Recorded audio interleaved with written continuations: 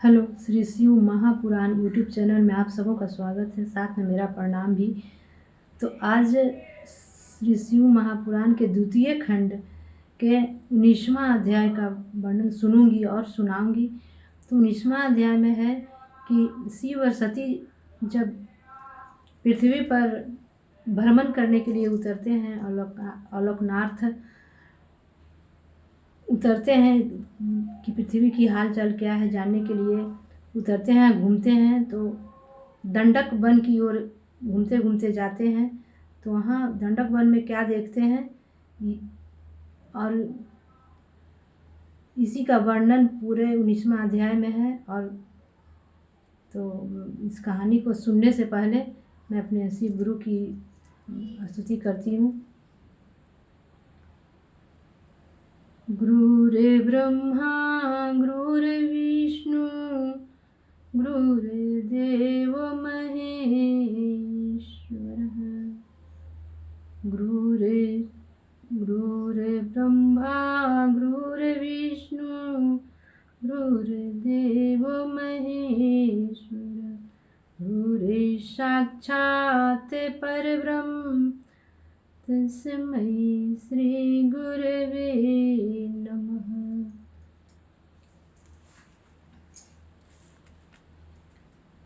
19वां अध्याय। ब्रह्मा जी ने कहा, हे नारद, शिव जी की लीला अत्यंत ही पवित्र एवं शुद्ध है, जिसको पूर्ण रूप से वेद तथा पुराण भी नहीं जानते हैं। अब मैं तुम्हें शिव जी के चरित्र के विषय में और बताता हूँ। एक बार शिव जी अपनी पत्नी सती सहित तीनों लोकों के अवलोकनार्थ चले। पृथ्वी पर घूमते घूमते वे दंडक वन में पहुँचे। उन्होंने वहाँ रामचंद्र जी को लक्ष्मण सहित देखा कि चारों ओर दुख से विलाप करते हुए सीता जी को ढूंढ रहे हैं। उन्होंने रामचंद्र जी को देखकर प्रणाम किया, क्योंकि वे पहले विष्णु को ऐसा वरदान दे चुके थे। शिव जी फिर जय कहकर आगे बढ़े तथा उचित समय न जानकर उनसे कुछ वार्ता न की। इसलिए सती ने जब यह हाल देखा कि शिव जी अपने परम भक्त राम को इस प्रकार छोड़कर आगे बढ़ गए हैं, तो वे बोली, हे अनादि सर्वोपरि ब्रह्म, आपने ब्रह्मा विष्णु सूर्य मुनि तथा संपूर्ण सृष्टि की उत्पत्ति की है। यह सब आपकी सेवा उपासना करते हैं। फिर आज दशरथ के पुत्र रामचंद्र जो वन में मिले, तो आपने उनको प्रणाम क्यों किया? मेरी समझ में नहीं आता है कि इसका कारण क्या है। मुझे इसकी बहुत चिंता है। शिव जी ने जब सती को ऐसी चिंता में मग्न देखा तो वे बोले, हे सती, रामचंद्र जी रमा के पति विष्णु हैं, जो संसार के पालन का अधिकार रखते हैं। उनका अवतार भक्तों के लिए ही है। फिर शिव ने सती को उनके अवतार लेने का कारण बताया, परंतु सती का मन फिर भी संतुष्ट न हुआ।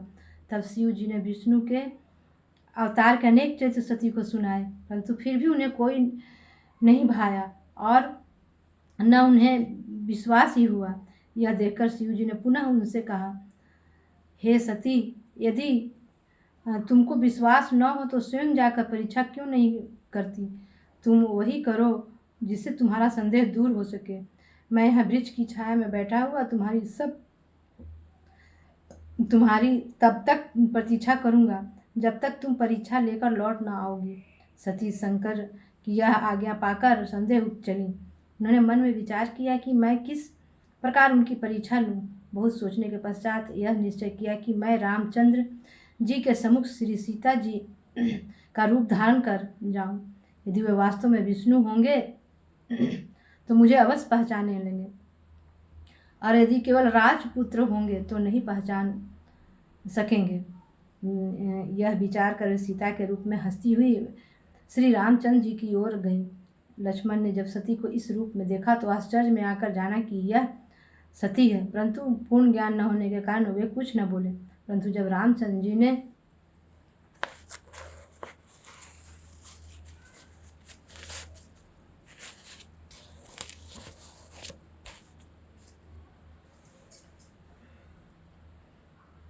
सती को ऐसे छल स्वरूप में देखा तो वे हंस पड़े तथा शिव शिव कहते हुए बोले, जिसका ध्यान करने से संपूर्ण दुख एवं भ्रम दूर हो जाते हैं, और जिसके हृदय में सदाशिव का स्थान है, आपने उसे धोखा देने का प्रयत्न किया है।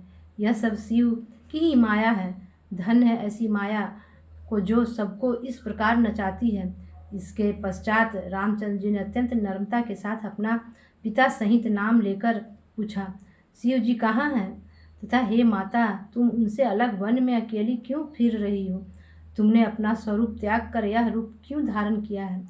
सती यह सुनकर आश्चर्यचकित हुई तथा उन्होंने सदाशिव का ध्यान कर रामचंद्र जी को विष्णु का अवतार जाना। फिर वे अपना रूप धारण कर रामचंद्र जी से बोली, अब मुझे पूर्ण विश्वास है कि तुम विष्णु के अवतार हो, जिन्होंने राजा दशरथ के यहाँ अवतार लिया है। परंतु एक शंका है, वह तुमसे पूछती हूँ कि शिव जी तुम्हारा चतुर्भुजी रूप स्वरूप देखकर कभी इतने प्रसन्न नहीं हुए जितने यह स्वरूप देखकर आज प्रसन्न हुए हैं।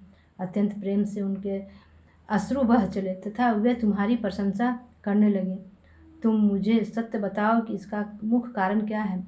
सती के मुख से ऐसे वचन सुनकर रामचंद्र जी प्रेम विह्वल हो गए तथा उनके नेत्रों से अश्रुधारा प्रवाहित होने लगी। उन्होंने प्रेम निमग्न होकर चाहा कि उसी समय चलकर शिव को देखें, परंतु उचित समय न जानकर तथा सती की आज्ञा पाकर उन्होंने केवल शिव का ध्यान ही किया। पर रामचंद्र जी ने कहा, आज मैंने उसे देखा जो तीनों लोकों में प्रकट दिखाई नहीं देता है। यह मेरा सौभाग्य है कि मैंने उस स्वरूप को देखा है। मेरे भाग धन है कि उनकी मेरे ऊपर ऐसी कृपा है, जिनका ध्यान सिद्ध मुनि देवता आदि करते हैं तथा वेद स्तुति में मग्न रहते हैं, जिसकी कृपा से व्यास, किरात, नंदा, पंचक की स्त्री हर्यच्छा तथा इंद्रधुम्न को परम पद प्रदान किया है। शिव जी ने किसके ऊपर कृपा नहीं की है? श्री रामचंद्र जी इतना कहकर सती से बोले, हे देवी, शिव जी ने मुझे प्रणाम किया, उसका यही एकमात्र कारण है कि वे मुझ पर प्रसन्न हैं। आज की वाणी मैं अपने शिव गुरु के चरणों में विराम देती हूँ। फिर से अपने गुरु के चरणों में प्रणाम करती हूँ और अगले 20वां अध्याय अगले एपिसोड में